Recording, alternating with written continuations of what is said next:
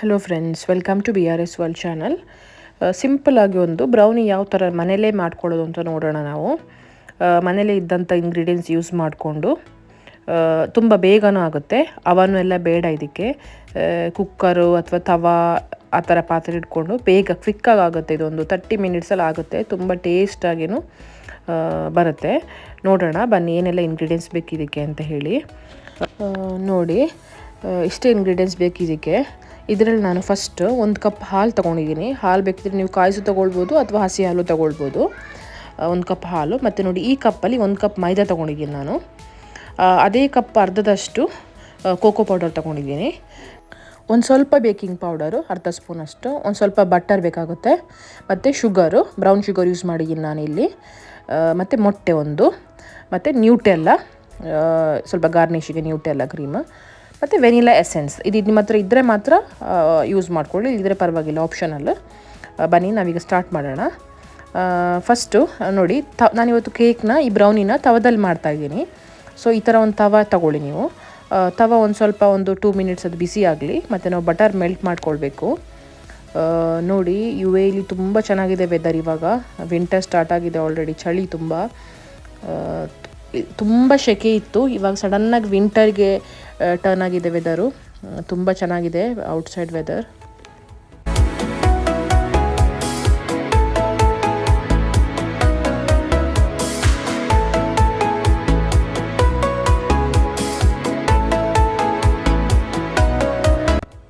ನೋಡಿ, ಇವಾಗ ತವಾ ಬಿಸಿ ಆಯಿತು. ಇವಾಗ ನಾವು ಸ್ವಲ್ಪ ಬಟರ್ ಮೆಲ್ಟ್ ಮಾಡ್ಕೊಳ್ಬೇಕು. ಬಟರು ಅಷ್ಟೇ, ಬಟರು ನೀವು ಎಷ್ಟು ಮೈದಾ ತೊಗೊಳ್ತೀರಾ, ಎಷ್ಟು ಶುಗರ್ ತೊಗೊಳ್ತೀರಾ ಅದ್ರ ಮೇಲೆ ಡಿಪೆಂಡ್. ಅದ್ರ ಮೇಲೆ ಮೆಜರ್ಮೆಂಟ್ ಮಾಡ್ಕೊಂಡು ಹಾಕ್ಕೊಳ್ಬೇಕು.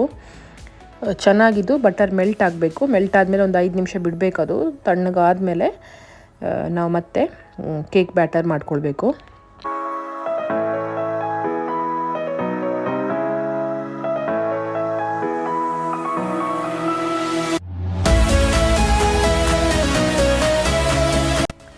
ನೋಡಿ, ಇವಾಗ ಕಂಪ್ಲೀಟ್ ಮೆಲ್ಟ್ ಆಯಿತು ಬಟರು. ಈ ಬಟರ್ನ ಒಂದು 5 ನಿಮಿಷ ಗ್ಯಾಸ್ ಆಫ್ ಮಾಡಿ ಇಟ್ಬಿಡೋಣ. 5-6 ನಿಮಿಷ ಸ್ವಲ್ಪ ತಣ್ಣಗಾಗಲಿ ಅದು. ನಾವಿವಾಗ ಸ್ಟಾರ್ಟ್ ಮಾಡ್ಕೊಳ್ಳೋಣ ಕೇಕ್ ಬ್ಯಾಟರ್ ಮಾಡೋಕ್ಕೆ. ಫಸ್ಟು ಎಲ್ಲ ಹಾಕ್ಕೊಂಡು ಸ್ವಲ್ಪ ಮಿಕ್ಸ್ ಮಾಡ್ತಾ ಹೋಗೋಣ. ನಾನಿಲ್ಲಿ ಫಸ್ಟು ಮೈದಾ ಹಾಕ್ತಾಯಿದ್ದೀನಿ. ಮೈದಾ ಹಾಕಿದ ಮೇಲೆ ಕೋಕೋ ಪೌಡರ್ ಹಾಕ್ಕೊಳ್ಳಿ. ನೋಡಿ, 1 ಕಪ್, ಈ ಕಪ್ಪಲ್ಲಿ 1 ಕಪ್ ಅಷ್ಟು ನಾನು ಮೈದಾ ಯೂಸ್ ಮಾಡ್ತಾಯಿದ್ದೀನಿ. ಮೈದಾ ಹಾಕಿದ್ಮೇಲೆ ಕೋಕೋ ಪೌಡರ್ ಹಾಕ್ಕೊಳ್ಳಿ. ಕೋಕೋ ಪೌಡರ್ ಸ್ವಲ್ಪ ಕಲ್ ಥರ ಇರುತ್ತೆ, ಚೆನ್ನಾಗಿ ಮಿಕ್ಸ್ ಮಾಡ್ಕೊಳ್ಬೇಕು. ಅದಕ್ಕೆ ನಾನು ಫಸ್ಟು ಪೌಡ್ರ್ ಹಾಕ್ಕೊಂಡು ಮಿಕ್ಸ್ ಮಾಡ್ಕೊಂಡು ಮತ್ತೆ ಹಾಲು ಮಿಕ್ಸ್ ಮಾಡ್ಕೊಳ್ತಾ ಇದ್ದೀನಿ. ಶುಗರು ಅಷ್ಟೇ, ನಿಮಗೆ ಜಾಸ್ತಿ ಶುಗರ್ ಬೇಕು ಅಂದರೆ ಜಾಸ್ತಿ ಹಾಕ್ಕೊಳ್ಬೋದು. ನಾನಿಲ್ಲಿ 1 ಕಪ್ ಅಷ್ಟು ಯೂಸ್ ಮಾಡಿದ್ದೀನಿ. ನಿಮಗೆ ಸ್ವೀಟ್ ಎಷ್ಟು ಬೇಕೋ ಅದನ್ನ ನೋಡ್ಕೊಂಡು ನೀವು ಹಾಕ್ಕೊಳ್ಬೋದು ಶುಗರು. ಮತ್ತು ಒಂದು ಮೊಟ್ಟೆ ಫುಲ್ ಹಾಕ್ತಾಯಿದ್ದೀನಿ. ವೈಟ್ ಮತ್ತು ಎಲ್ಲ ಹಾಕ್ಕೊಳ್ತಾ ಇದ್ದೀನಿ.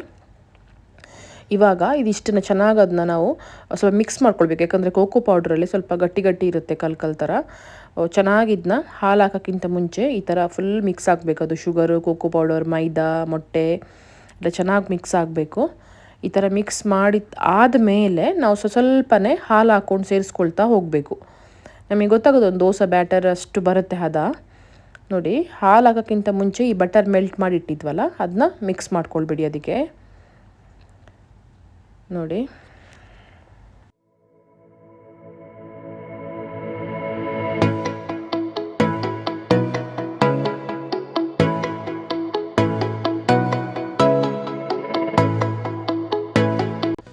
ಇವಾಗ ನಾನು ಹಾಲು ಸೇರಿಸ್ಕೊಳ್ತಾ ಹೋಗ್ತಾ ಇದ್ದೀನಿ.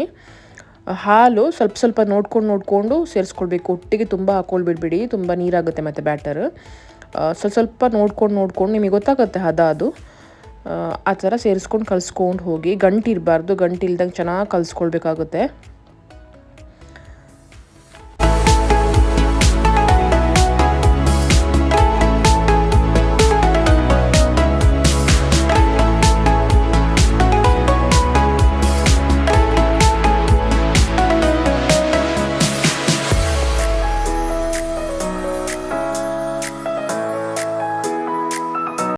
ನೋಡಿ, ನಾವು ಬ್ಯಾಟರ್ ಕಲಿಸ್ಕೊಳ್ತಾ ಈ ಅದಕ್ಕೆ ಬಂದ ತಕ್ಷಣ ನಾವು ಗ್ಯಾಸ್ ಆನ್ ಮಾಡಿಕೊಂಡು ಸ್ವಲ್ಪ ತವನ ಬಿಸಿ ಮಾಡೋಕ್ಕೆ ಇಟ್ಕೊಳ್ಬೇಕು. ನಾವು ಬಟರ್ ಮೆಲ್ಟ್ ಮಾಡಿದ್ವಿ ಅದೇ ತವನ ಇಡ್ತಾಯಿದ್ದೀನಿ ನಾನು.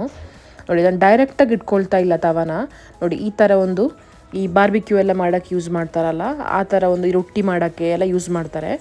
ಆ ಥರ ಗ್ಯಾಸ್ ಅಡಿಗೆ ಇಟ್ಕೊಂಡು ಅದ್ರ ಮೇಲೆ ನಾನು ತವ ಇಡ್ತಾ ಇದ್ದೀನಿ. ನೀವು ಬೇಕಿದ್ರೆ ಕುಕ್ಕರಲ್ಲಿ ಯೂಸ್ ಮಾಡ್ಕೊಳ್ಬೋದು, ಇಲ್ಲಿದ್ರೆ ಉಪ್ಪಿಟ್ಟು ಕೆಳಗಡೆ ಅದ್ರ ಮೇಲೆ ಪಾತ್ರ ಇಟ್ಕೊಂಡು ತವ ಇಟ್ಕೊಂಡು ಯೂಸ್ ಮಾಡ್ಬೋದು. ನೋಡಿ, ಡೈರೆಕ್ಟಾಗಿ ತವ ಇಡೋಕ್ಕಿಂತ ಗ್ಯಾಸ್ ಅಡಿಲಿ ಈ ಥರ ಇಟ್ಟು ಮತ್ತೆ ತವನ ಅದ್ರ ಮೇಲೆ ಇಡ್ತಾಯಿದ್ದೀನಿ.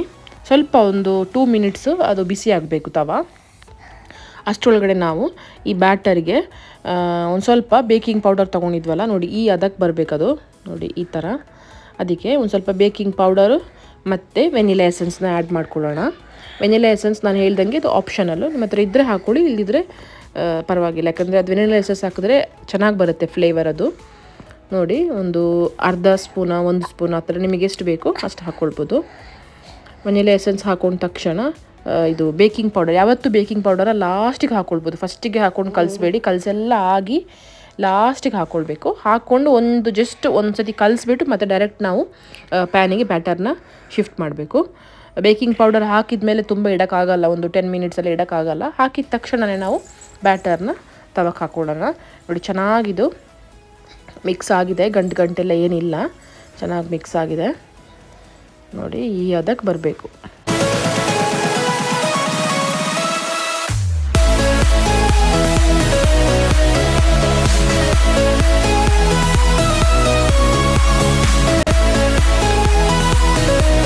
ಇಲ್ಲಿ ತವ ಬಿಸಿಯಾಗಿದೆ. ಇವಾಗ ನಾವು ಬ್ಯಾಟರ್ನ ಶಿಫ್ಟ್ ಮಾಡ್ಕೊಳ್ಳೋ ತವಕ್ಕೆ. ಡೈರೆಕ್ಟಾಗಿ ಹಾಕಿದ್ರೆ ಆಯ್ತು. ಈ ಥರ ಬಟರ್ ಆಲ್ರೆಡಿ ಮೆಲ್ಟ್ ಮಾಡಿದ್ದೆ ತವ, ಅದು ಅದೇ ತವಕ್ಕೆ ನಾವು ಬ್ಯಾಟರ್ ಶಿಫ್ಟ್ ಮಾಡ್ಕೊಳ್ತಾ ಇದ್ದೀನಿ.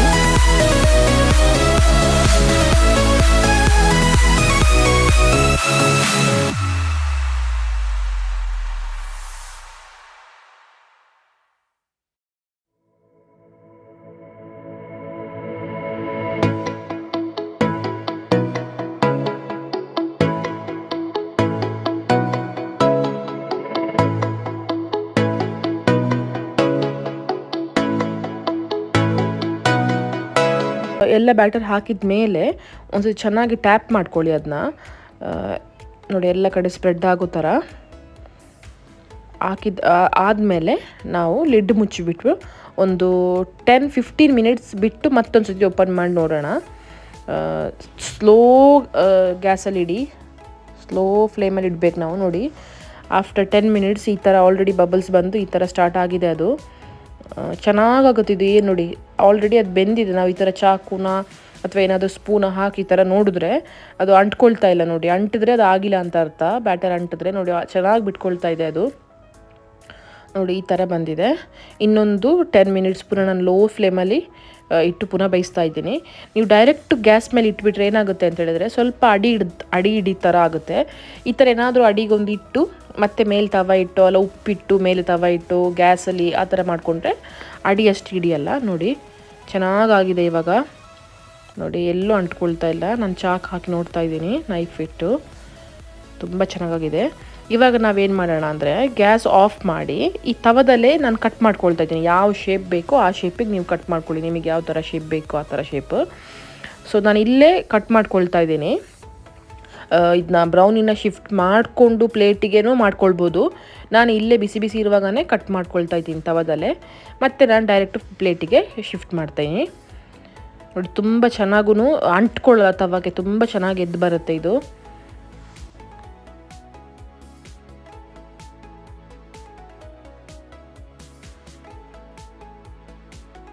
ನೋಡಿ, ಹಾಟ್ ಬ್ರೌನಿ ರೆಡಿ ಆಯಿತು. ಇದನ್ನ ನೀವು ಐಸ್ ಕ್ರೀಮ್ ಒಟ್ಟಿಗೆ ಹಾಕ್ಕೊಂಡು ತಿನ್ಬೋದು, ತುಂಬ ಟೇಸ್ಟಾಗಿರುತ್ತೆ.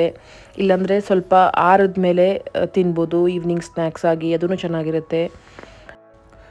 ಈಗ ನೋಡಿ, ನಾವು ಬ್ರೌನಿನ ಪ್ಲೇಟಿಗೆ ಶಿಫ್ಟ್ ಮಾಡ್ಕೊಳ್ಳೋಣ. ಆಲ್ರೆಡಿ ನಾನು ತವದಲ್ಲೇ ಕಟ್ ಮಾಡಿ ಇಟ್ಟಿದ್ದ ಕಾರಣ ಈಸಿ ಆಗುತ್ತೆ. ನೋಡಿ,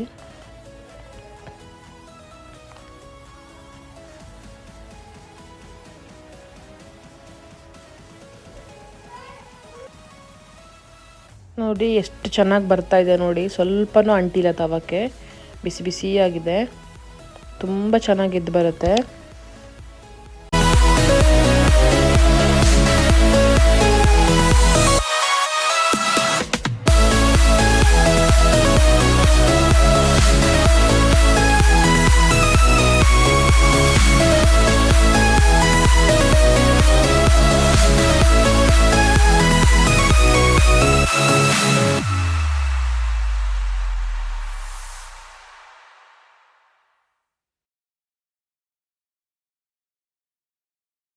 ನೋಡಿ ಈ ಥರ ಇದೆ. ಇದನ್ನ ನಾವೀಗ ಸ್ವಲ್ಪ ಗಾರ್ನಿಷ್ ಮಾಡೋಣ. ಇದನ್ನ ಹೀಗೂ ತೊಗೊಳ್ಬೋದು. ನಾನಿಲ್ಲಿ ಸ್ವಲ್ಪ ನ್ಯೂಟೆಲ್ಲ ಕ್ರೀಮ್ ತೊಗೊಂಡಿದ್ದೀನಿ ಮತ್ತು ಒಂದು ಸ್ವಲ್ಪ ಡ್ರೈ ಫ್ರೂಟ್ಸ್ ಪುಡಿ ಮಾಡಿ ಇಟ್ಕೊಂಡಿದ್ದೀನಿ. ಡ್ರೈ ಫ್ರೂಟ್ಸ್ನ ಇದೆರಡೂ ಆಪ್ಷನಲ್. ನೀವು ಡೈರೆಕ್ಟಾಗಿ ಇದೇ ಬ್ರೌನಿನ ತಿನ್ಬೋದು.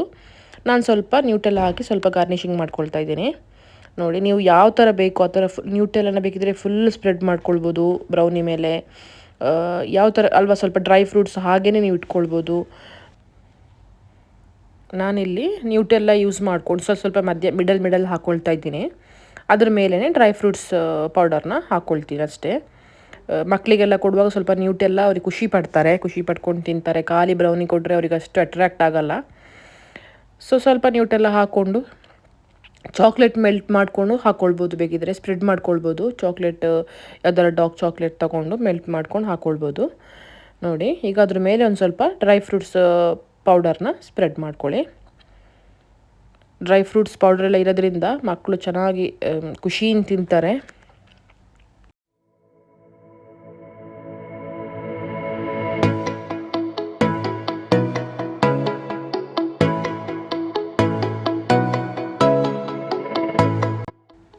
ಬಿಸಿಯಾಗಿ ತುಂಬ ಟೇಸ್ಟಾಗಿ ತುಂಬ ಈಸಿಯಾಗಿ ಕಮ್ಮಿ ಇಂಗ್ರೀಡಿಯೆಂಟ್ಸಿಂದ ಬ್ರೌನಿ ಮನೇಲಿ ಯಾವ ಥರ ಮಾಡಿದ್ದು ಅಂತ ನೋಡಿದ್ವಲ್ಲ.